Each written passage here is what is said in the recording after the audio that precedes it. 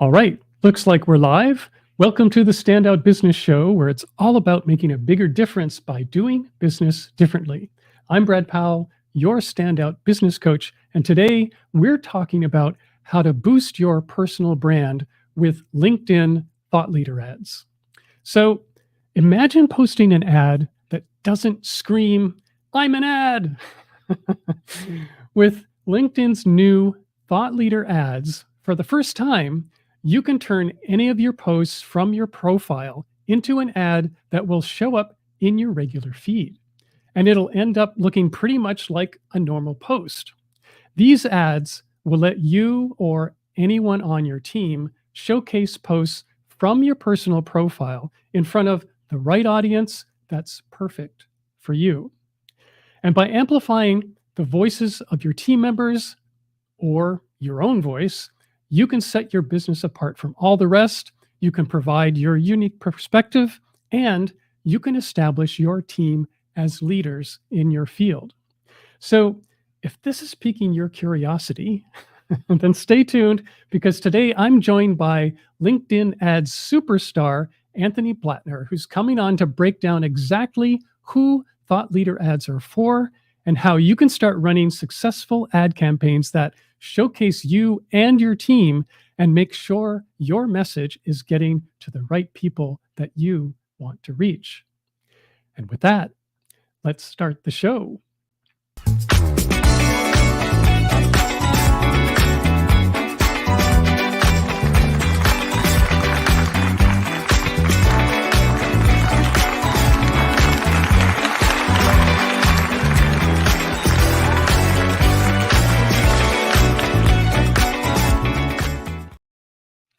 All right, Anthony, welcome to the show.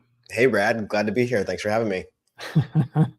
So, as we open up this conversation, I think there's kind of a big question mark in most people's minds if they've even heard of LinkedIn thought leader ads. This is a relatively new ad type, and it's really different and distinctive from the ordinary way that you're restricted to turning ads only from a business page.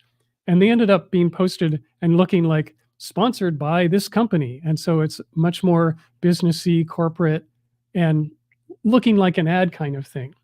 And this is a different approach that actually is much simpler and kind of opens the door for a number of people who are thinking, well, I want to grow my brand. I want to especially grow my personal brand and get my face out there. And, and I've been doing all this organic stuff, and that has a limited amount of reach. And this is a way to expand that exponentially if you get really good at it. So talk a little about just some defining what thought leader ads are for and what they're like. Yeah. So they sound very official when you say thought leader ads, and everyone's always like, oh, I have to be a thought leader. I got to make sure I'm posting really good stuff. And simply, thought leader ads are allowing you to boost posts from people. Previously, you had to run ads from a company page, and it would always have the company name, the logo, and it's very clearly an ad when you saw that in your feed.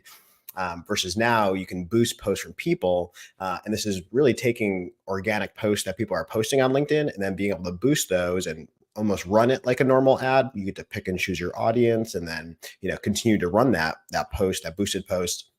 So thought leader ads are really just a boosted post from a person, but there's so many advantages that come with that. It's a more direct way of advertising, where you're just directly boosting what someone's posting on LinkedIn to a specific audience out of your posts, because organic is great, and why people come to LinkedIn to scroll the news feed is to learn from other people and hear from them. But it can be a lot of work to keep up the posting regularly. So thought leader ads, you can be boosting those posts. You can pick and choose who that post is going to be shown to, and then it allows you to extend the shelf life of your posts a lot longer than just posting organically. Yeah. And so my understanding is that the way this works is that you can go through your feed and you can pick any of the posts that you've already done sometime in the past and turn that into one of these thought leader type of ads. So when someone's thinking about doing this, what are the criteria that they should be thinking about in terms of what kind of post should they be picking? Yep, that's a good question. So first, a couple items on the items you can choose or the posts you can choose. So kind of just simple technical things is you can boost single image posts. So if you just have a single image in your post, you can boost that. You cannot boost multiple images. So if sometimes you'll see people upload like 3 or 4 images to a post, it has to be a single image. Or it can be text only. So if you don't have any creative attached to it, then you can boost that as text only. And then you can also do video posts. So those formats, you can't boost reposts. So a post that someone has posted on their feed, those are the ones you can boost. So that's kind of just technical side of things. And then as far as like the content itself, you can look at what posts of mine are already doing well, which ones are already getting a lot of reactions and comments. Those can make for good candidates of like, okay, this one's already done well organically. That's a good initial test. That's a sign that this will probably do well. Boosted is also boosted. And then it allows you to like kind of keep building on that. So if you have a post that gets a lot of engagement or gets a lot of comments, then you can keep building on that by boosting it and then, get even more engagement on it. So it allows you to keep boosting it that way. And then it's like, what content is going to serve your business and your sales process the best. So I have a diagram that I posted on LinkedIn before, and it's called the thought leader ad funnel. And it's kind of a whole new, before when it was all company posts, you would run kind of standard company ads. But now with thought leader ads, you can essentially create your own funnel using all boosted posts. So this has been a kind of an effective new format and kind of opens up a new funnel strategy for people who are, for people-based businesses. Do especially well with this, a lot of service businesses or people-oriented businesses where you're really, your product might be your people. A lot of consulting firms, coaches, and stuff like that are in this bucket. So you can build a whole thought leader ad funnel now. And like the couple elements that I like to choose there, this can vary a lot business to business, depending on what you're selling and who you're selling to. But I like to lead with a really strong case study post, showcasing the results that you help somebody achieve, maybe explaining the process you went through in a post there. So leading with that is a very strong leading post because other people who want that same result are going to be interested in what you are talking about. And then that gets people to engage. And then you can start to build a retargeting audience of people who are clicking on that post, maybe watching that video if it's a video. And then from there, you can retarget them with additional content. So now once somebody's in your funnel by engaging with that initial case study post, then you can use lots of other different types of content. And then you start to think about the big picture of what are all the things that someone needs to know or helps to know in, when they're considering our service.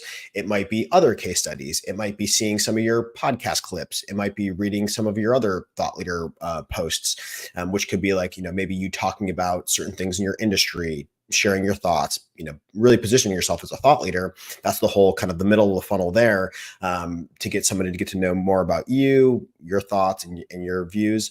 And then once someone's engaged with that second layer, then you can retarget them again. And maybe that's where you put your offer post.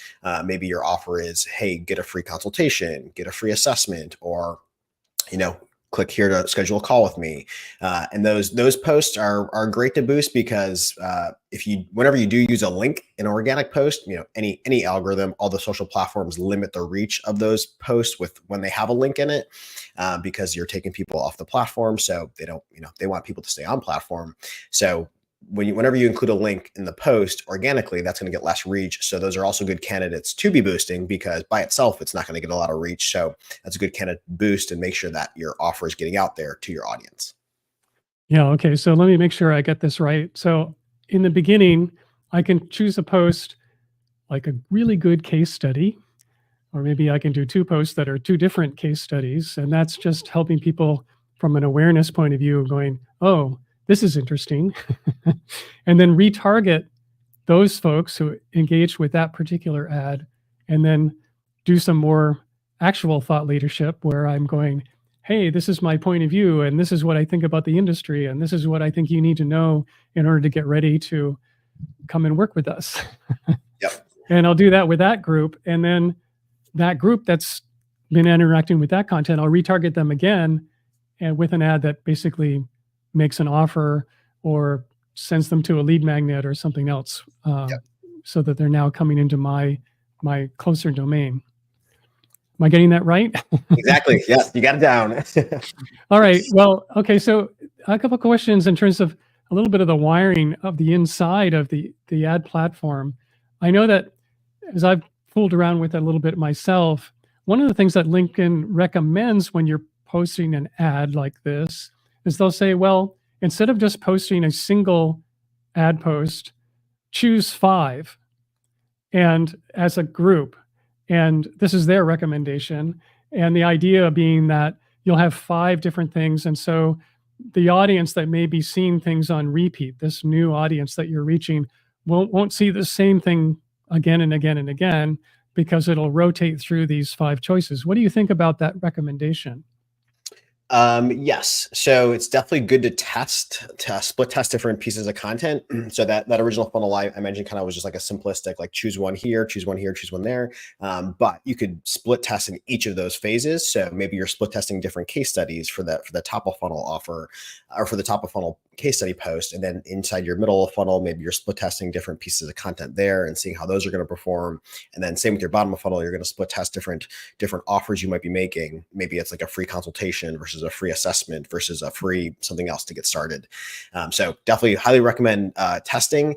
That said, don't force yourself to get up to those 5 posts if you don't have other good ones to add in there. Like don't just boost a post for the sake of boosting, and then do monitor your ads as they're running, your boosted posts as they're running, because you don't want the scenario where often the algorithm is going to optimize towards whichever posts are getting the most engagement because they want to be serving good content that the audience is engaging with. But it's also easy to have a post maybe that's less spot on to your services, and maybe that one just ends up getting more engagement, but it's not the best case study or it's not the best lead in for your funnel. So you want to be careful that the algorithm isn't picking and choosing a post that you don't really intend to use. You're just trying to hit that 5 posts.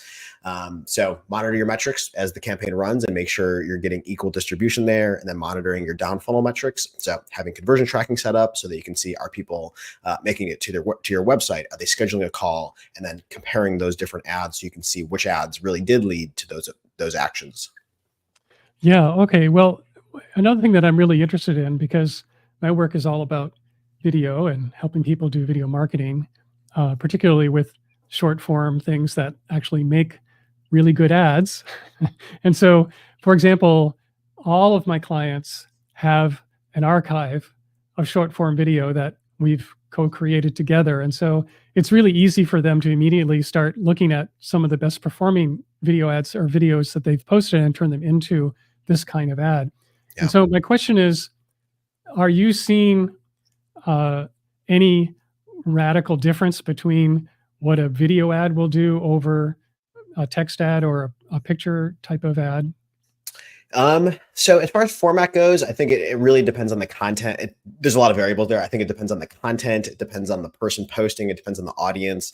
How likely are they to watch video? How much does your content you're talking about lend itself to image versus video? So I think both have a place. And if anything, I think they're both good to work into your funnel there. You have some video posts, you have some image posts. But I will definitely say the advantage of video is, especially like, you'll see a lot of people posting like selfie videos or them talking to the camera. The way I see that is like, that's additional face time that you're getting with both prospects and, maybe potential future customers. And really it can be hard to get face time with people. And I just think that's like gold in the sales process for people to get to know you. Because they're probably seeing lots of posts from lots of other people, and when you get more face time with people, they really get to know you. They feel like they trust you more. So there's just a lot of like relationship building, that a lot of benefits that come with that. So I am a big fan of using video, and especially like selfie video, because if you are just posting images and people are just seeing your little profile picture, then that's all they get to experience of you. But if they get to see you, they get to hear what you say, see you speak to the camera, see your personality a little bit, they really get to know you better as a person. And I think there's a lot of advantages of that in our digital world today. Yeah, I'm a big believer in that. I think especially for B2B service-based businesses, there's nothing like people actually getting some sense of who you are as a human, and like what's your personality and what are the little quirks that you have, and are you making a video, with your son or daughter or something like all these things. Just the more personalized you can be, especially in this world of AI produced text content That's better. the other thing is that, yeah, like so much of like images these days and like your content you're writing, like sometimes you're like reading posts and you're like, I think this is AI generated. Yeah, For whatever reason, like that is a little off-putting almost, where you're like, this person didn't actually write this. This is AI generated.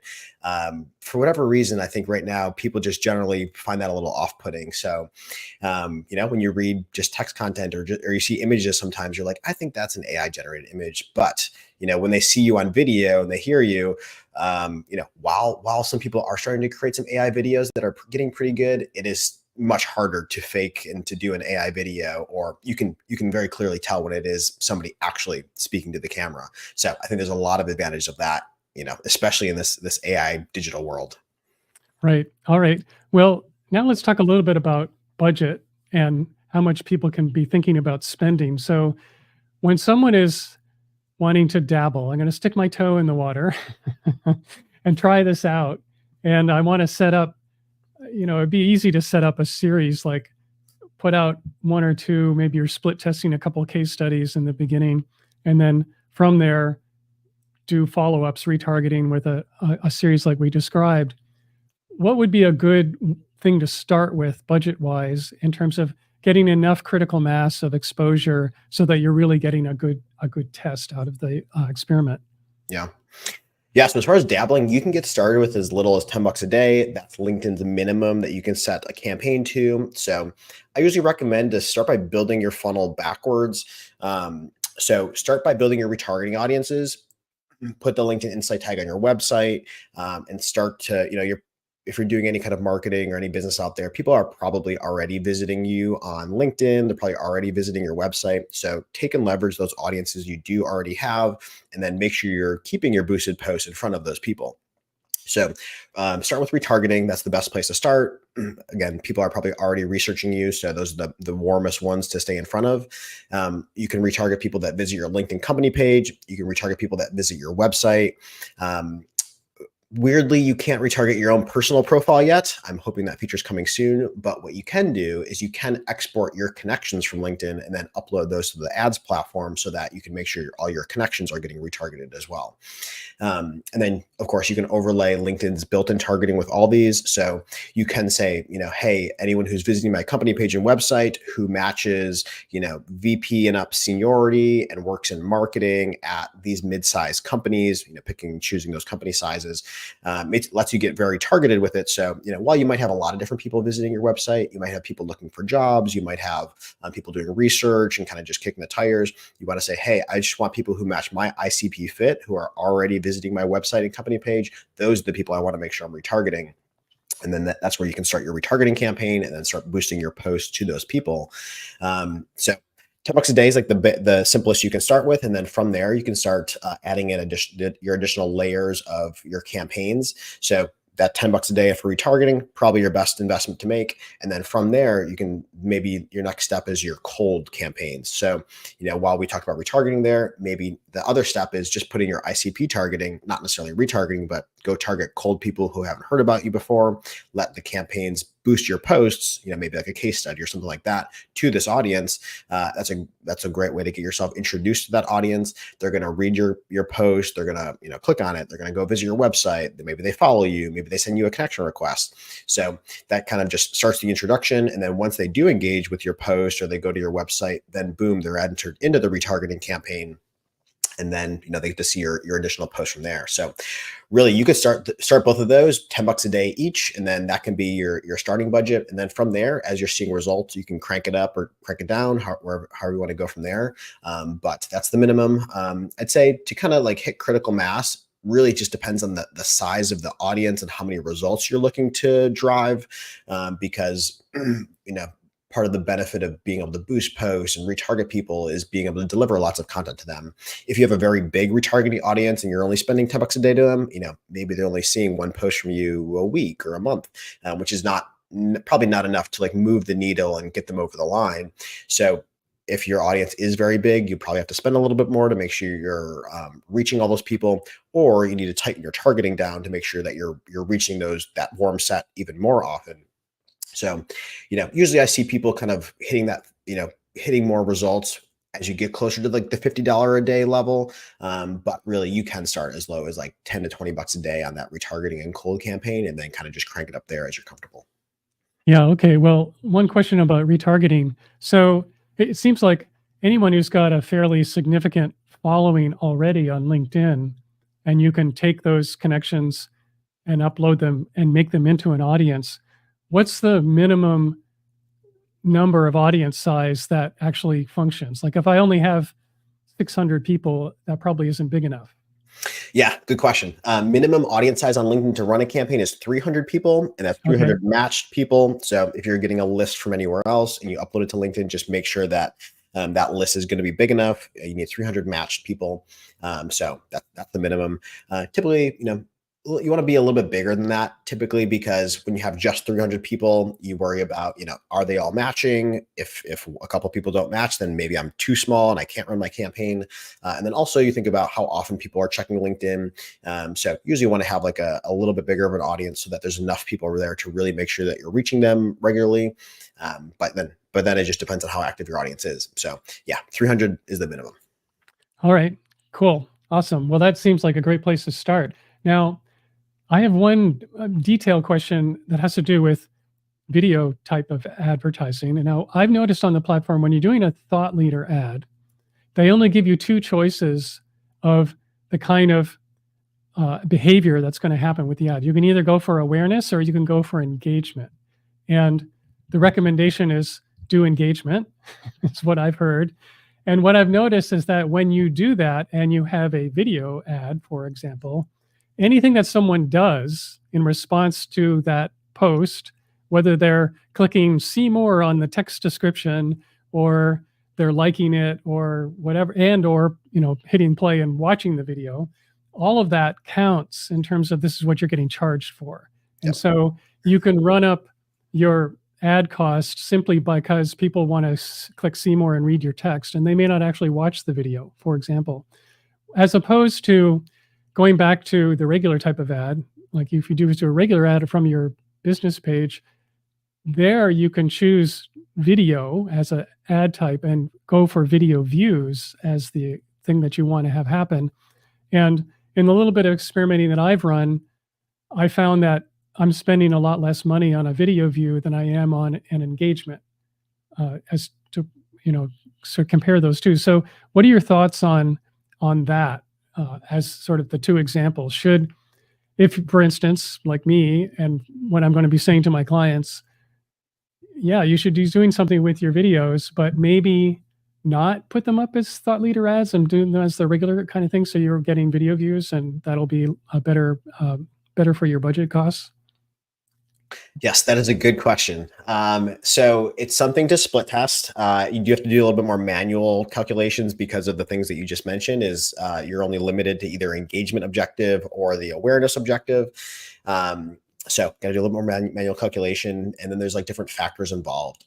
If your ad is getting a very high engagement rate, then you might be better served with an awareness objective where you're paying per the impressions. Because if you're getting a really high engagement rate and you're paying per engagement, then maybe you're better buying as impressions, and then you'll get cheaper cost per engagement that way. So definitely something to split test. I will call out, like, the benefit of using engagement objective is it does include then the follow button on that post. So I do think this is a big benefit of thought leader ads is when you boost it in the engagement campaign, you'll have the follow button in the top right, and that allows people to follow you and you to build your following using these boosted posts. So all the benefits that we already talked about, and then also building your followers, I think is a great little addition there. And then you can start to see, which posts of mine are people following me the most on. And that's a good little lead in metric of, oh, this one's getting me the most followers. Is this also leading to, website visits and, form submits? But that's a nice little initial metric to kind of track is, am I getting followers from this? That's a sign people want to hear more from you. They're interested to learn more from you. So as far as objective, something to split test, usually start with engagement, and then if you are getting a very high engagement rate, then you can test awareness objective. And then also depends on the size of your audience too. The other advantage of the awareness objective is it can help optimize towards a reach. So if you do have a very large audience and you want to make sure that you're post is getting pushed out to as many people as possible, then you might opt for that awareness objective. Yeah, cool. All right. Well, that's interesting. Well, we're getting pretty darn close to the end of our time today. This is super fascinating. So, as people are thinking about, well, okay, I'm going to give this a try, and there's something we haven't quite touched on, why should they go ahead and jump in and say, okay, just check it out, see what happens? It might be a good thing for you. It's like hard to find a reason not to. These ads get so much higher engagement rates that you often can get cheaper ad costs on the platform. It's also a much more direct form of advertising. It just puts the people directly out there with the prospects that are going to be engaging with your content. So, set up a split test. Why not? It does depend on the business a little bit. If your business has thought leaders, or if you are a solopreneur or, a founder led business, like those are some of the best ones to be doing this with.